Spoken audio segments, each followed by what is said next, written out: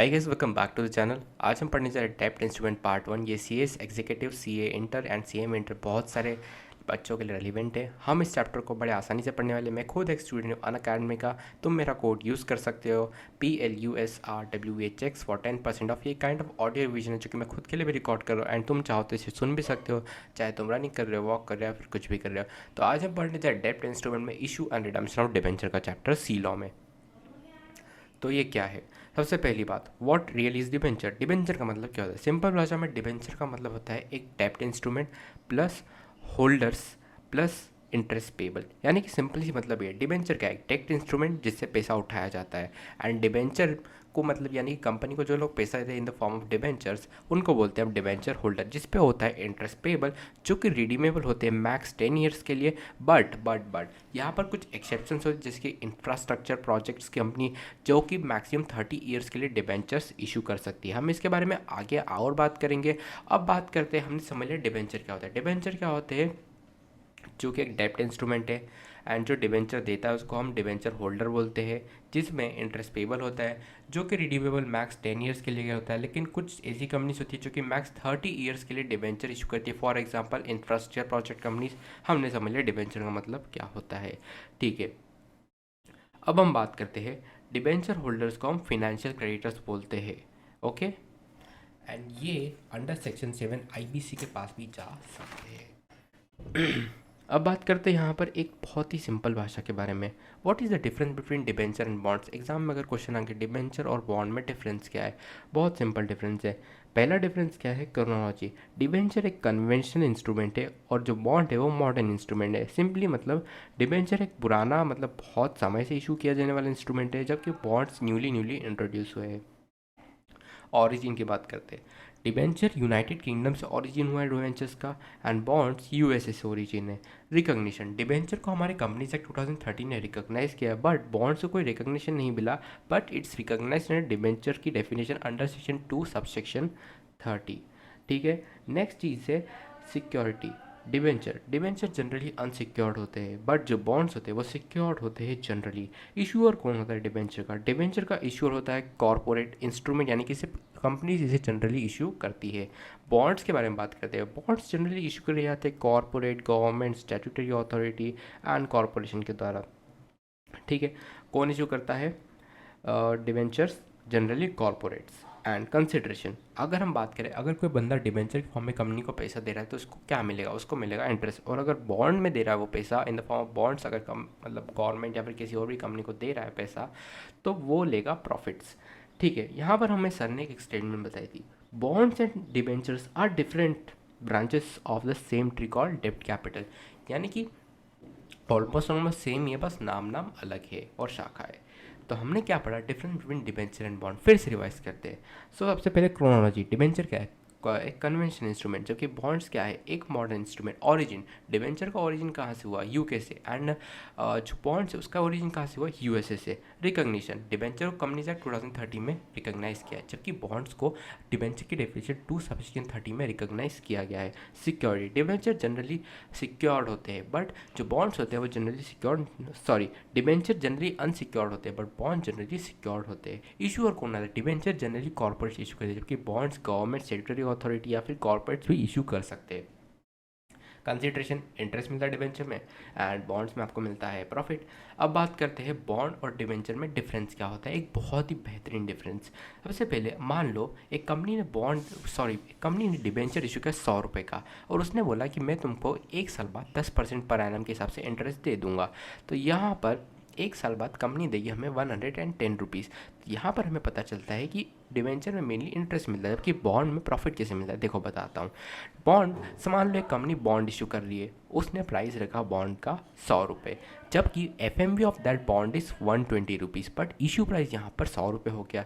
तो यहाँ पर 1 साल बाद अगर जब रिडीम होने का टाइम आएगा बॉन्ड का, तो यहाँ पर 120 रुपीज़, यानी कि FMB 120 रुपये, यानी कि डिस्काउंट भी होता है बॉन्ड में, प्रॉफिट कमा लेते हैं हम इससे। तो ये हो गया बॉन्ड का मतलब। अब तुम्हें आई होप समझ आ ही गया होगा मेरे ऑडियो रिवीजन से। अब हम बात करते हैं एक major difference between share and stock. Share and stock में डिफरेंस क्या होता है? सबसे पहले मीनिंग के बारे में बात करते हैं। तो the smallest unit of capital issued by company is called share, जबकि बंडल ऑफ शेयर को हम स्टॉक बोलते हैं। यहाँ पे सर ने हमको ये बताया, अगर एक 2,000 रुपये का नोट है तो मैं उसको शेयर बोलूँगा, लेकिन अगर मेरे पास 2,000 रुपये की गड्डी है तो मैं इसको स्टॉक बोलूँगा। सेम चीज़, शेयर एक स्मॉलेस्ट यूनिट होती है, जबकि बंडल ऑफ शेयर को हम बोलते हैं स्टॉक। ठीक है, तो शेयर्स शेयर्स इशू करते हैं, ओरिजिनली इशू किए जाते हैं, जबकि कन्वर्शन ऑफ शेयर होता है स्टॉक में। ये हो गया दूसरा डिफरेंस। तीसरा difference, divisibility. Indivisible and not be realise in parts. Shares कभी हमेशा इनडिविजिबल होते हैं, कभी पार्ट्स में रियलाइज नहीं किए जाते, जबकि ये जो स्टॉक होते हैं वो डिविजिबल होते हैं and can be realise in parts. Value की बात करें, shares shares does their carry their original value. Shares की अपनी खुद की ओरिजिनल वैल्यू होती है, जबकि जो स्टॉक होता है उसकी वैल्यू डिराइव होती है number of share into price पर शेयर। अब यहाँ पर एक चीज़ बात करते हैं, मान लो अगर मुझे कन्वर्टिबल डिबेंचर इशू करना है तो यहाँ पर मुझे एक स्पेशल रेजोल्यूशन पास ज़रूर करना होगा for issuing convertible debenture in the company. इसका बेसिकली इम्पैक्ट ये होता है, अगर मैं कन्वर्टिबल डिबेंचर इशू कर रहा हूँ तो सिंपली अगर वो बाद में शेयर में टर्न होंगे तो मेरी जो वोटिंग पावर है वो ऑटोमेटिकली कम हो जाएगी कंपनी में और शेयर्स बढ़ जाएंगे, इसीलिए अप्रूवल लगता है जनरल मीटिंग में एसआर से। तो हमने अभी तक क्या क्या पढ़ा, डिवेंचर इशू हो सकते हैं कन्वर्टिबल या फिर नॉन कन्वर्टिबल। कन्वर्टिबल डिवेंचर के लिए एसआर पास करना होगा जिसमें कोई वोटिंग राइट नहीं मिलेंगे।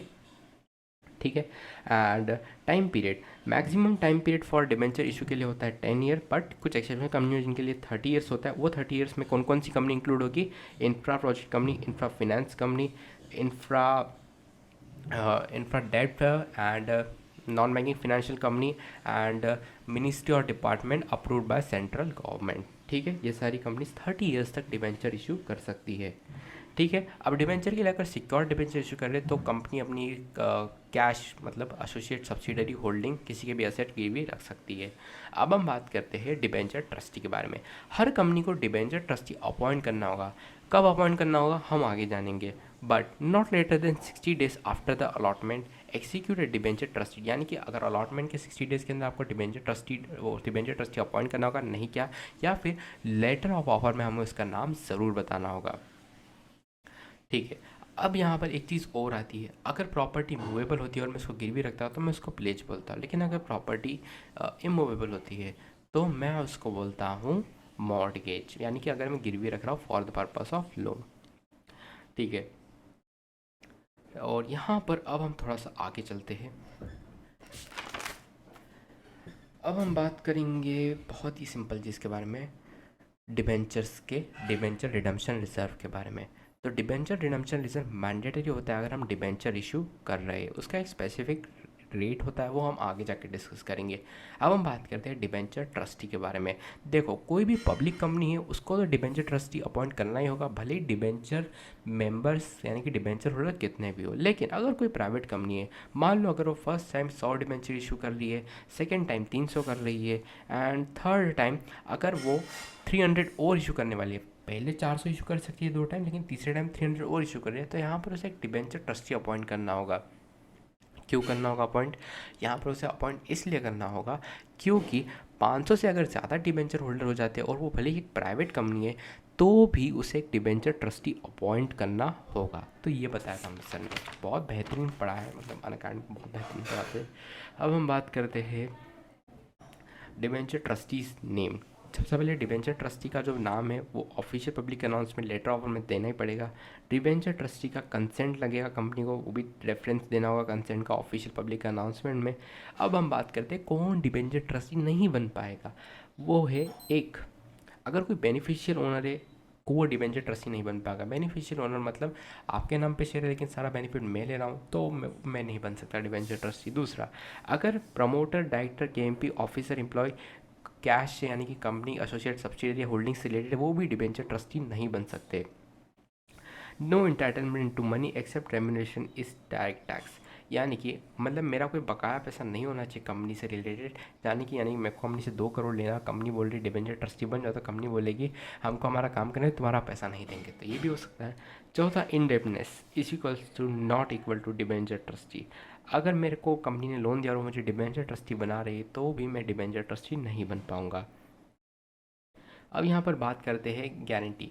मान लो मैं एक बैंकर हूँ, है ना, और कंपनी ने डिबेंचर होल्डर्स को डिबेंचर इशू के सिक्योर्ड और मैंने गारंटी ली बैंकर के तौर पर कि अगर ये चुकाएंगे नहीं तो मैं चुकाऊंगा, तो यहाँ पर मैं डिबेंचर ट्रस्टी नहीं बन सकता क्योंकि मैंने तो गारंटी ली है। तो ये था एक पॉइंट। सिंपली ये इसमें ये है कि अगर डिबेंचर होल्डर्स के पास एक सिक्योरिटी है और जो कि इशू की कंपनी ने और सिक्योर्ड की है बैंकर ने, तो in this case banker can not become debenture trustee, क्योंकि उसे तो कंपनी से पैसा मिलेगा इसके लिए। ठीक है, तो यहाँ पर झोल के चांसेस बढ़ जाते हैं। नेक्स्ट पॉइंट, कोई पेक्यूनरी रिलेशनशिप नहीं होना चाहिए एक डिबेंचर ट्रस्टेड कंपनी का before the appointment from the current year और पास टू प्रीसीडिंग ईयर्स। स्टेप 1, यहाँ पर हम सबसे पहले ये देखेंगे इस चीज़ में कि हम लोअर करेंगे ग्रॉस टोटल टर्नओवर का, ग्रॉस टर्नओवर और टोटल इनकम में जो भी लोअर मिलेगा उसको 50 लाख से कंपेयर करेंगे। अगर 50 लाख से कम होगा तो यहाँ पर एक बेहतरीन चीज़ होगी, उसका नाम है, अगर कम होगा तो हम अपॉइंट कर सकते हो डिबेंचर ट्रस्टी को, अगर नहीं होगा तो डिबेंचर ट्रस्टी अपॉइंट नहीं हो सकता है।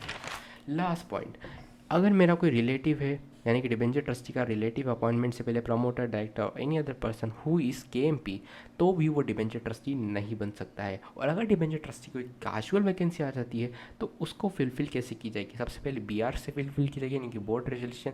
लेकिन अगर डिबेंचर ट्रस्टी ने खुद ही रिजाइन करा तो यहाँ पर मेजोरिटी ऑफ रिटर्न कंसिडर करेगा डिबेंचर होल्डर्स का प्लस बोर्ड रेजोल्यूशन भी।